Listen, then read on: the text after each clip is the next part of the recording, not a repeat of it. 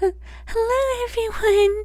Remember when Shiose said that she would get the other video out 2 days after her previous one?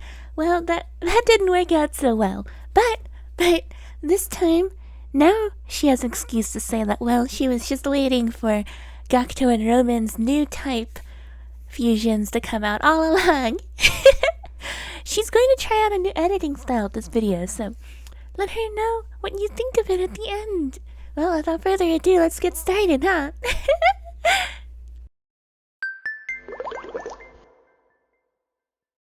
Wow! This is the new editing style that Shiose was talking about. So hopefully everyone likes this over the other version, or maybe you're ambivalent. Well, of course, please let Shiose know what you think. Well, let's get started, right? Here we are, and we have Superstrike Dragon Dragistar F. With 3000 attack and 200 defense, it is a level 9 high dragon. What are the new types? Don't worry, we'll get into that in a bit. It is fused with Multi-Strike Dragon Dragias and the Dragon. Its requirement to activate its effect is that you must have all monsters in your graveyard be either dragon or high dragon type, and then you can mill one card. You can choose one of two effects, which is either this turn this card gains 900 attack and it can make 2 attacks on monsters, or it can make a second attack this turn and it inflicts piercing damage. So this is a 3000 attack beat sick with the possibility of gaining more attack and also being able to attack twice. The only con is that it forces you to have an all-dragon deck, which probably isn't a huge problem considering they're pretty meta, or the fact that you would have to build your deck around summoning it because you'd have to dedicate around 6 to 9 slots in your deck for the Dragon, and for fusion, maybe even a couple star restarts. You should already be running Dragias in your dragon deck, of course. Overall though, it is a much better Dragias, although Shiose wouldn't personally try to, let's say, fish to go straight into Dragistar F. It is a better Dragias, but probably not worth the effort to go into it. Dragias already has a bunch of other options, like giving it piercing, or putting it into Music Maidens and giving it 1 breath piercing, which gives it 1500 attack, which is a lot better than Dragistar F, and you get to make 2 general attacks that are not only on monsters. Of course, well, to each their own, you know, this is a pretty versatile card, all things considered. It's one of the better ones of the new type bunch, and Shiose will get into the others and what she thinks about them, but definitely not the best one. Next up is Yameterasu, the Rising Ruler, which is Gakuto's new type. It is a level 9 with 3000 attack, 3000 defense, with a Celestial Warrior type, and you can fuse it by using Yami Ruler, the Dark Delayer, and Valkyrian Sokiri as its materials. You mill 1 card to use one of its 2 effects. Until the end of the opponent's next turn, while this card is face up, this card gains 500 attack and neither player can special summon monsters level 9 or lower in face up attack position, or change the position of 1 monster on the field. So just looking at its stats, it is a 3000 attack and 3000 defense absolute wall of a monster. They also decided to just tack on an extra control and attack gain effect just because. This makes Yameterasu a very powerful stall card that can lock your opponent out of fusion while it's on the field. Its downsides lie mainly in not having a very fast way to cheat out Yami Ruler onto your field, as the other fusions do, in the form of Dragon's Encounter for Dragias, the 7's Road Witch and Kuribot combo for 7's Road Magician, and Romance Pick for basically all psychics. Its lack of trap protection is also another hurdle, though it can be mitigated with something like Ancient Barrier, though that would require running Ancient Barrier. Sokiri being a fairy type is actually very interesting. Gakuto's cards have some fairy support, such as the currently anime-only Aegis of the 5 Houses, but this may be a very good excuse to run a fairy/warrior splash deck with sushi angels. Of course, this is just a theory, as Shiose hasn't tried it out herself and doesn't really know how well these cards would mesh together, so if you do try it out, please let her know.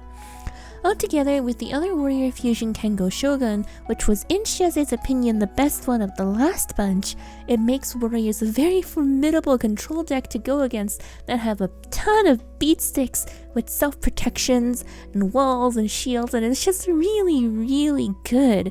Now with Yameterasu. Long live Gakuto and all that stuff. Next up is 7th Paladin, the Magical Knight, who is the Magical Knight type. It is level 9 with 2900 attack, 2400 defense using 7 Sword Magician and Roadstar Swordsman as its fusion materials. You can mill 1 card to use one of its effects. Number 1, it gains 400 attack for each different attribute across both players' graveyards for the rest of the turn, or you can choose 1 monster in your grave and shuffle it into the deck to draw 1 card. Shiose is going to be honest here. This is probably the worst fusion out of the bunch, and this is something she's saying for Yuga's new ace.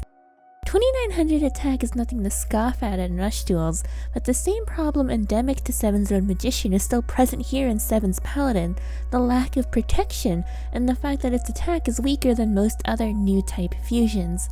Now, you could say that its draw power is really great, but is it worth going -5 just to get an extra few resources? Shiose doesn't think so. Its attack gain effect is also fine, but it's not like it's doing anything that 7's Road Magician and Spellcaster decks themselves can't do already. Need more attack? Use Magician's effect.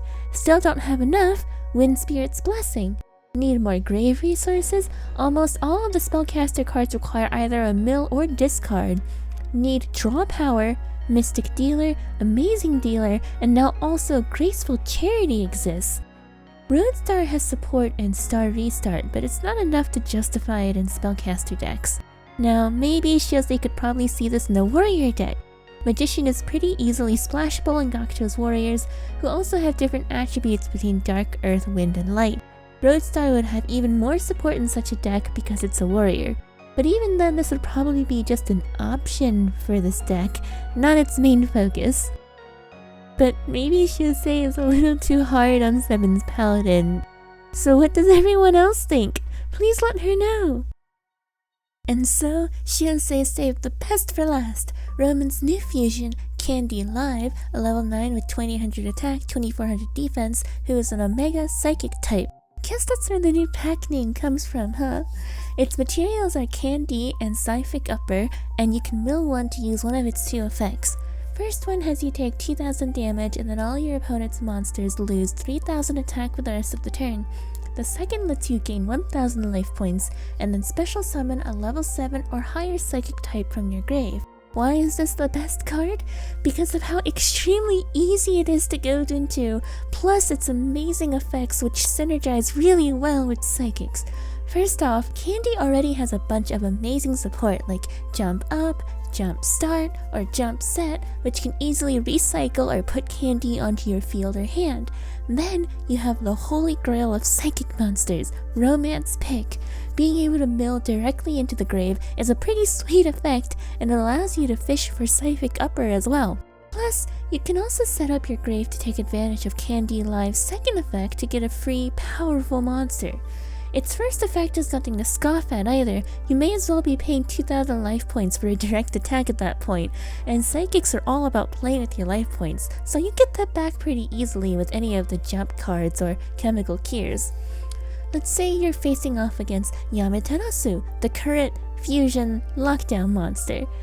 Summon Candy in defense, pay 2000 life points and decrease Yameterasu to 500 attack. Now your lower level normal summon psychics can finish it off immediately. Luck broken!